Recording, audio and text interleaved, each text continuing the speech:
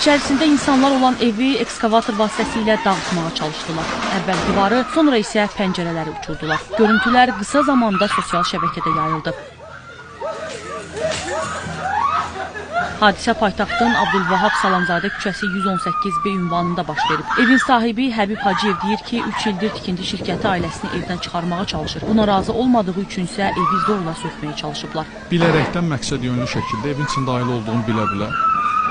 Birinci buradan zərbə vurdular, bax o hasarı uçurtdular. Növbəti cəhdi də burada elədi. Mən artıq qışqıranda ki, eləməyin, Allahsızlıq eləyirsiniz, Ramazan ayıdır. Evdə körpə uşaq var, eləməyin belə şeyləri. Qadın orada olduğunu görə-görə, yaşlı qadın. Birinci zərbəni bax buradan gördüyün yerdən vurdular. İkinci zərbəni anamın olduğu yerdən vurdular və şüşələr töküldü, onun üstünə xəsarət yetirdi.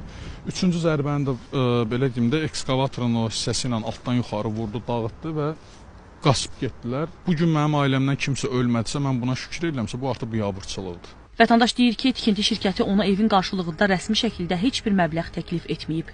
Onların iddia elədiyi nədir? Güya ki, mənə çox böyük, ciddi vəsaitlər təklif ediblər. Milyon yarım, ondan artığı mən götürmürəm. Bir dəfə mənlə kontakta keçmiş güya səlahiyyətdə, indi bilmirəm kimdir orada.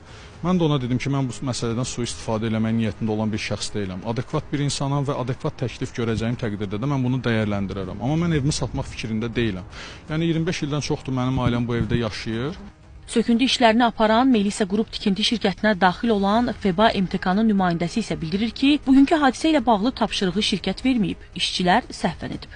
Müqavilə bağladığımız bir insan səhvən həmin işləyən vaxtı təmizlik işləri görəndə bilməyib ki, daşı orada kimsə yaşayır və yaxud da evdir. Elə bilib ki, elə nəysə də çalovu fırlayanda özümüzə dəymişdir. Həmin sahədə 55 dənə ev olub, onlardan 54-ü köçürülüb. Tam razılıqla, heç bir problem də yoxdur. Bu Həbibə də, Hacıyev Həbibə də bazar qiymətlərindən daha qat-qat baha olaraq 651 min ona biz pul təşkil etmişik bu evlə bağlı. Amma onun istədiyi 2 milyon civarındadır.